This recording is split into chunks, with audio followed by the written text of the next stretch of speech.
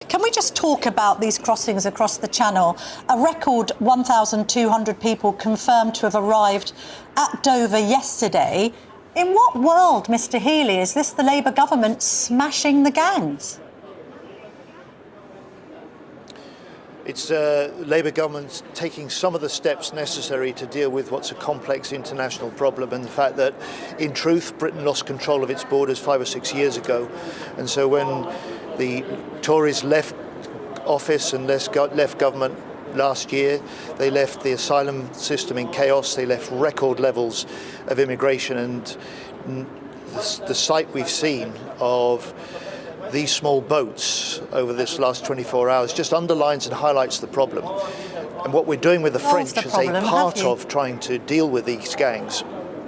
Well, part of what's necessary is to get the French to intervene when the boats are in shallow waters, not just when they're on the shore.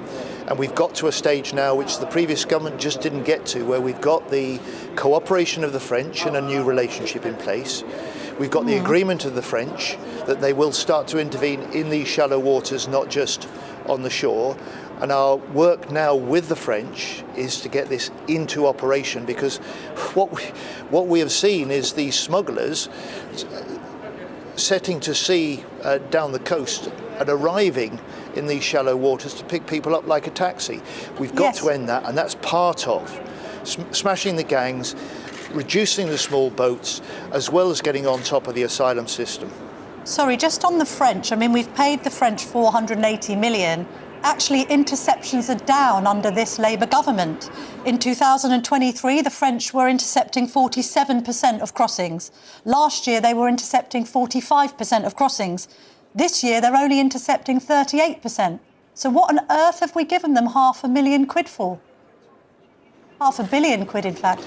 Well, it's not just about payment. It's not just about payment. This highlights the fact that it's a question about powers, and it's about the French police having the new powers to be able to deal with these migrants and these boats when they're on the water, in those shallow waters, not just on the shore. And if we get that operation in place, it will start to help. And you talk about the cost, 700 million under the last government of the Rwanda scheme, and just four volunteers and 700 million of taxpayers' money. Well, you don't know if it would have been a deterrent because you scrapped it before you'd even tried it. If Rwanda was in place now, you might not have 1,200 people arriving by dinghy yesterday. It was a failed scheme, it was hugely expensive, it wasn't working, we scrapped it, and we've been able to use that money to clamp down on those people who should not be in this country. And so that's why you've seen since the election 30,000 people deported for this country because they have no right to be in this country, and that's at a level we haven't seen for years.